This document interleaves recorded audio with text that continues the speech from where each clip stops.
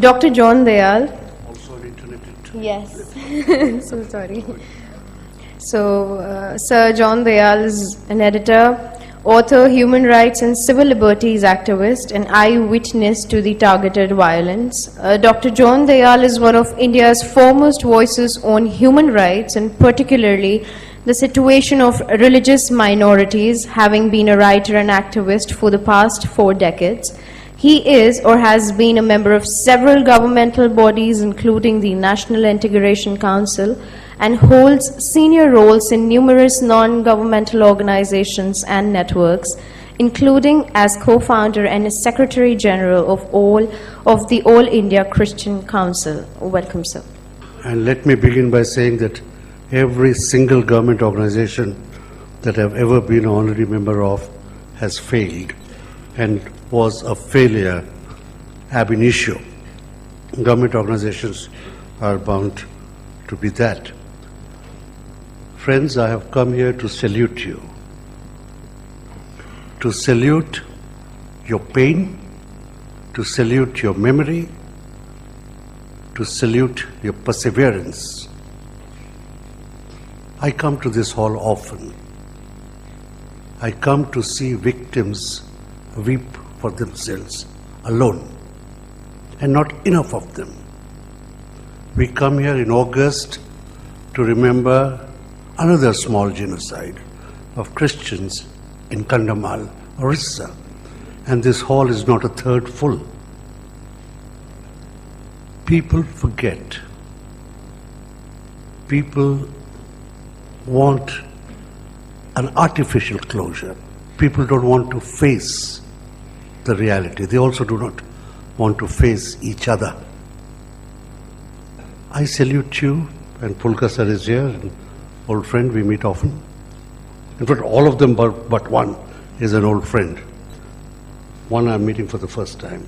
But Uma and I have worked for 50 years or something of that sort. Our hair is actually grey by age.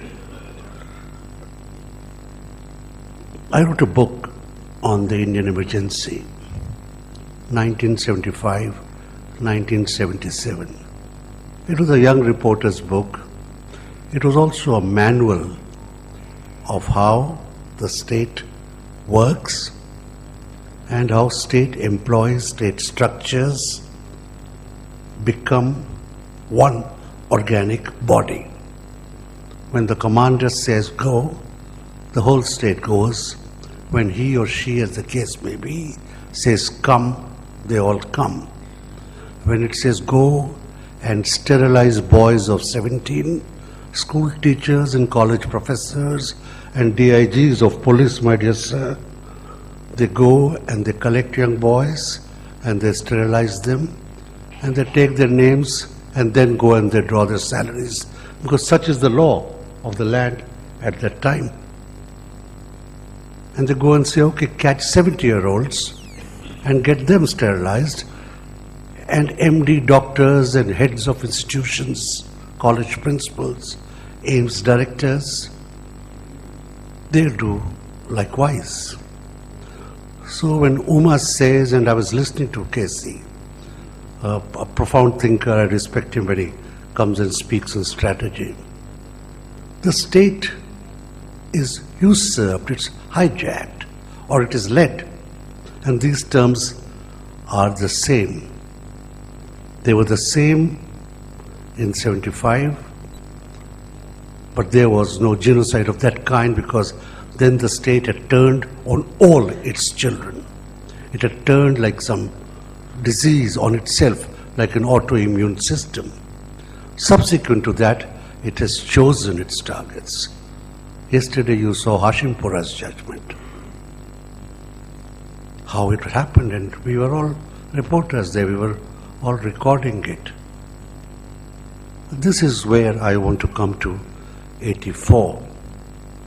I don't want to go into how it created. I currently live in IP Extension, which is next to Trilokpuri. Many of us went to that police station that night. Next here is Shastri Bhavan.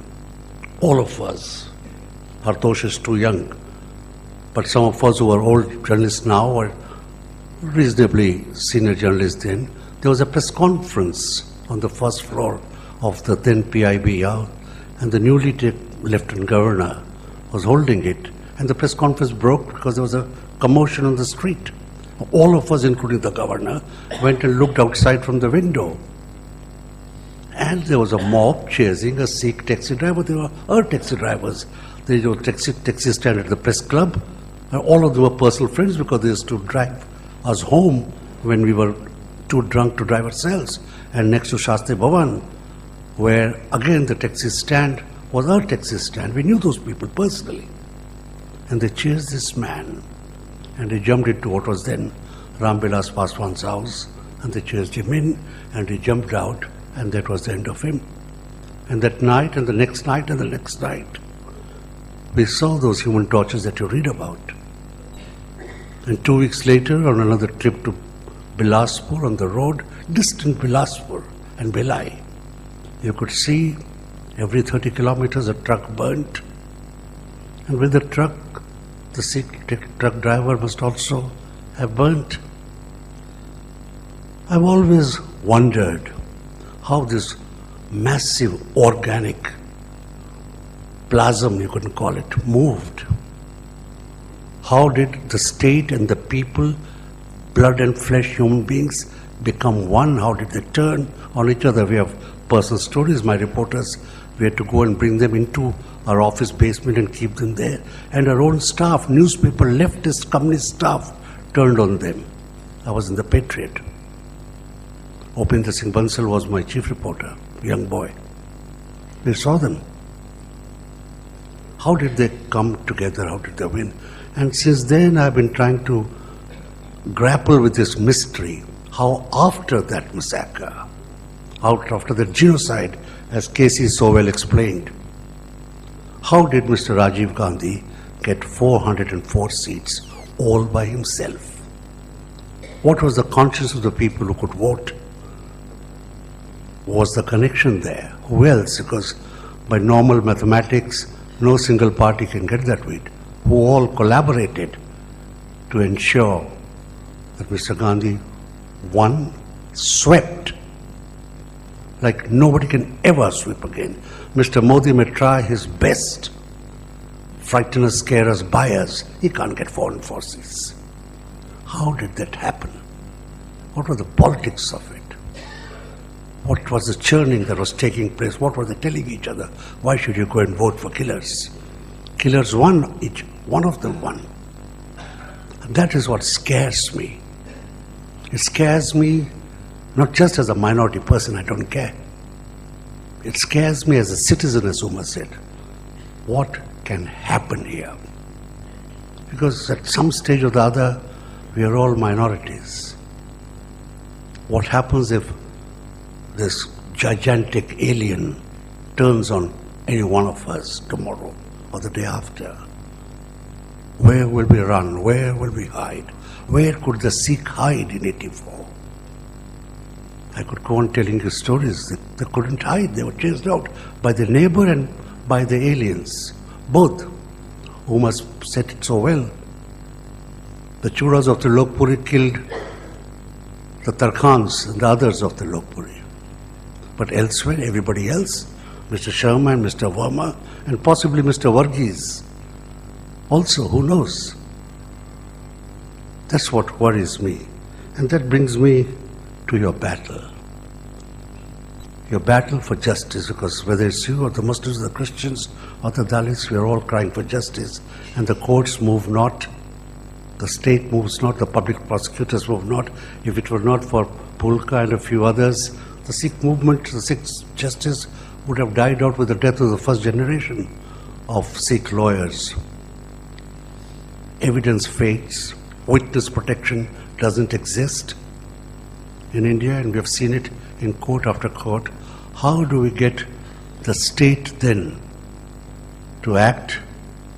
What agencies in the world can we get moving? Casey again spoke, and I was listening with rapt attention when he pointed out that in Canada and in the UK, and I used to live there once upon a time, these are third generation Sikhs, they have PhDs, and they have police training, and all of them have served in the armed forces. They can use, and they know They are asking for justice, and they've seen the files, and so have we seen the files. Have we not? Day before yesterday in one meeting, the RSS man was saying how they reconstructed. Because in first chance was in 75-77, when the Janata Party government came, and they've had, for the first time since independence, they had access to government files, to Home Ministry files, to Foreign Office files, to India House files, and they could find out what Sardar Patel's full correspondence was. They had never had recourse to it. And then again, after Narasimha Rao, they had access to all sorts of files. And since 1998, they must have duplicated every single file. They know everything. And yet, from 1998 to 2004, and from 1940 till now, why have they not reached out and grabbed those people by the throat? Why do they keep on making noise about Vadra or all the small things, as was pointed out repeatedly here? I think those are questions that are begging to be asked, begging to be answered. I thought I should end by asking you also, sirs, to join the rest of us who are victims in some way or the other, and to seek out and reach out to other victims. This needs to be fought jointly. I quite understand each one of you is equal to 1.25 lakh, but together we could be many, many folds. Once again, sirs and ma'ams, I salute your perseverance, and what can I say? Remember the terrible, terrible 3 days from last night till the 3rd, when some sort of peace came, but no closure. Thank you.